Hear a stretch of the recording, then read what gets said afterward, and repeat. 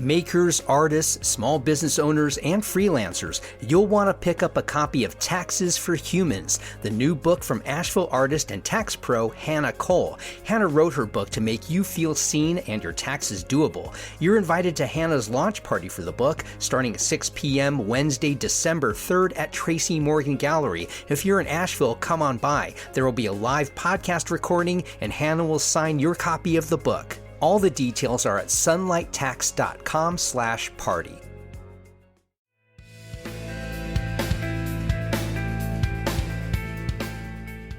Wake up, Asheville. I'm Matt Peiken, and this is your newscast for Wednesday, December 3rd.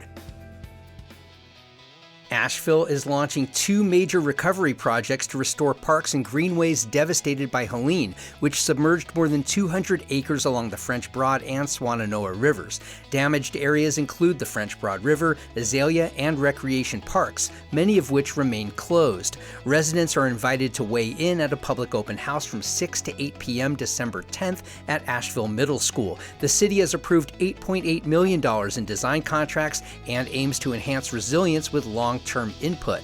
Reconstruction will span several years, funded largely through federal disaster aid. You can read more about this in the Citizen Times.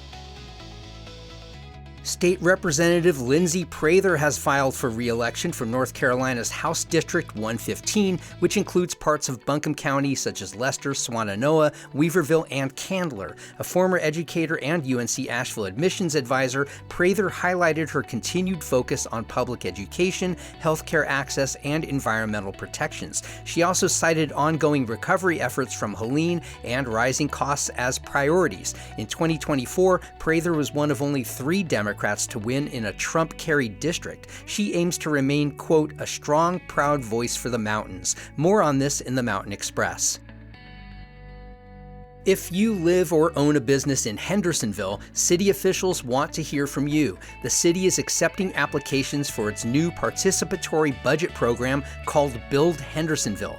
Residents or business owners in Hendersonville can submit their ideas on how to spend $25,000 in improvements to the city. All submitted ideas will be ranked, and the winning project or projects will get funding. The city says this is the first time residents have been able to propose a specific project, help develop it, and see it through the budgeting process. Ideas can range from infrastructure, enhancements to parks, or updates to community spaces. More details are on the city's website. Western North Carolina holds one of the nation's most extensive collections of true frescoes, thanks largely to artist Ben Long. After serving in Vietnam, Long trained in classical fresco painting in Italy before returning to the Blue Ridge to create deeply rooted murals in churches and public spaces. Often modeled on local residents, includes biblical and mythological scenes that form a regional trail stretching from West Jefferson to Morganton. These living murals are part of the Blue Ridge Heritage Trail and remain accessible to the public. Read more about this at 828 News Now.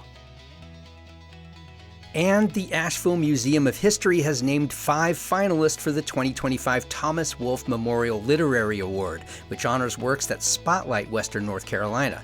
The finalists are Rob Amberg for Little Worlds, Wayne Caldwell for Shadow Family, Leanne Henyon for Night Magic, Ron Rash for The Caretaker, and Terry Roberts for The Devil Hath a Pleasing Shape. Chosen from more than 30 nominations, the books span multiple genres. The winner will be announced December 9th at AB Tex Ferguson Auditorium, followed by a reception at the museum. Read more about this in the Citizen Times.